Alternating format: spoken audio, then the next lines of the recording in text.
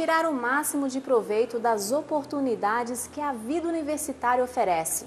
Segundo os especialistas, essa é a maneira mais eficiente de adquirir habilidades tão valorizadas pelo mercado de trabalho. Mesmo que ele não tenha realizado nenhum estágio no período de faculdade, se ele tiver a oportunidade de realizar alguma atividade dentro da faculdade, seja participar de eventos, seja participar de empresa júnior, de diretório acadêmico, e isso vai exigir dele algumas habilidades, né, de liderança, de gestão de projetos, de gestão de equipes e liderança de pessoas, é muito interessante isso. Eu acho que essas atividades são um diferencial, sim, né, para o mercado de trabalho, porque não são todas as pessoas que participam, que têm o interesse de procurar, né? Então, eu acho que quando você participa de algum projeto assim, ou quando você faz algum tipo de atividade extracurricular, às vezes você tem algum, não um tipo de benefício, mas você tem alguma experiência que outra pessoa não teve. Então, eu acho que isso é uma coisa boa, sim. A estudante de jornalismo Isabela sabe bem do que está falando. Como pretende seguir carreira na televisão depois que se formar, a universitária procura aproveitar todas as chances de se desenvolver e adquirir habilidades na área em que escolheu. Eu participei da monitoria, eu participei de um estágio na TV PUC e eu também fiz um projeto, participando até agora de um projeto de extensão. Eu acho que essas experiências foram bem mais um aperfeiçoamento e um treino do que eu aprendi na sala de aula. Então, por isso que elas foram muito importantes para mim, porque para mim não bastava só ir lá e aprender na sala de aula. Eu acho que cada atividade que eu fiz, eu pude cada vez mais aperfeiçoar e treinar um pouco mais. Eu acho que por isso que foi mais importante, porque daí eu tive mais experiência, às vezes eu aprendia coisa que eu não sabia, ou eu aprendia melhor do que eu já tinha aprendido, então eu acho que por isso foi muito importante para mim. A universitária conta ainda que com as atividades extraclasses de que participou, teve a oportunidade de aprender coisas que vão além das competências técnicas voltadas à sua futura profissão. Basicamente, essas atividades trouxeram experiências que eu não tinha dentro da sala de aula. São coisas que os professores não dão no dia a dia. Por exemplo, no meu projeto de extensão, é um projeto que a gente tem junto com uma comunidade da periferia aqui de Campinas. Então, eu aprendi, não só eu ensinei, né, mas eu também aprendi muito, porque eu tive contato com uma comunidade que eu nunca tinha tido antes, né, eu conheci uma região de Campinas que eu não conhecia. Então, foram não só eu aprendi muitos valores, né? Não só coisas que eu aprendo na universidade, mas coisas que eu posso aprender com outras pessoas também, que outras pessoas podem me ensinar. A habilidade de se relacionar com pessoas que a Isabela adquiriu fora da sala de aula é uma das competências mais valorizadas hoje em dia pelo mercado de trabalho, na opinião do professor Valdenir. Outra característica que o mercado valoriza muito, tem valorizado muito, é a competência interpessoal. Que a competência técnica, aquela que a gente aprende nos livros, na escola, nos espaços profissionais, essa de uma forma ou de outra a gente consegue, com treinamento, né, lendo pela internet, não precisa nem sair de casa.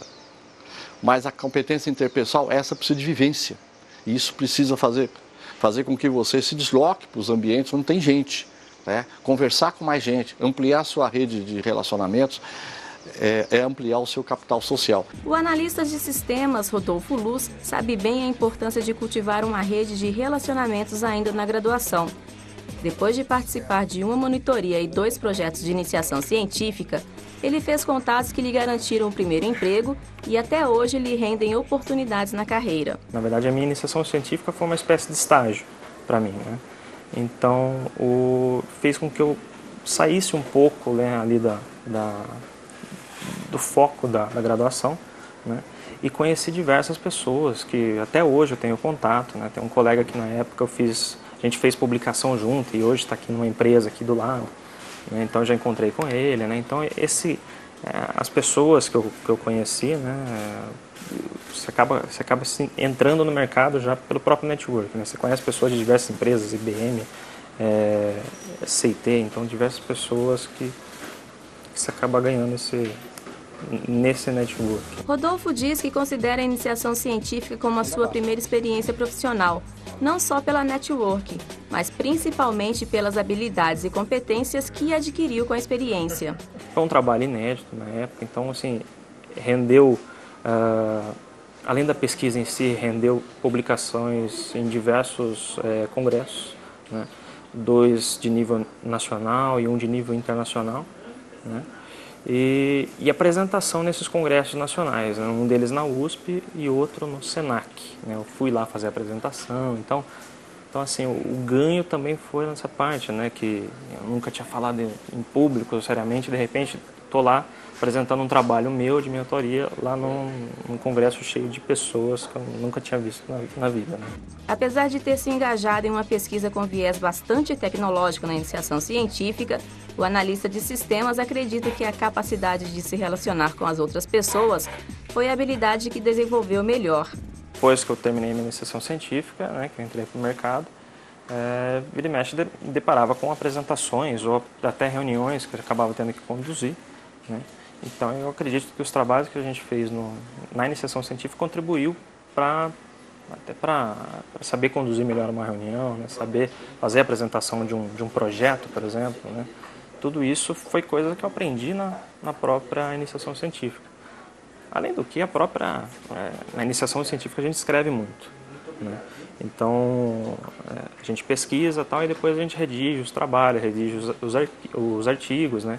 E faz as publicações. Então, outro ganho extremamente grande foi aprender a escrever, né? Então, hoje em dia eu acredito que minha redação seja bem razoável, assim, né? Até para alguém da área de TI, né? Que escreve muito tecnicamente e tal. Eu sempre evito, porque eu sei que alguém que não é da área pode estar lendo. Então, assim, a minha redação melhorou muito. Quantas vezes você já não ouviu dizer que para se dar bem no emprego é preciso ter competência? Possuir competência nada mais é do que ter condições para competir, para se manter no jogo, vivo no mercado de trabalho.